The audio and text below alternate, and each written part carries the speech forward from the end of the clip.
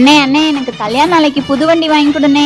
வாங்கி தரேம்மா. என்ன வண்டிமா வேணும் உனக்கு? சுசுகில அக்சஸ் வாங்கி கொடுனே. சுசுகில அக்சஸ் ஆமா? எங்க வாங்குறது?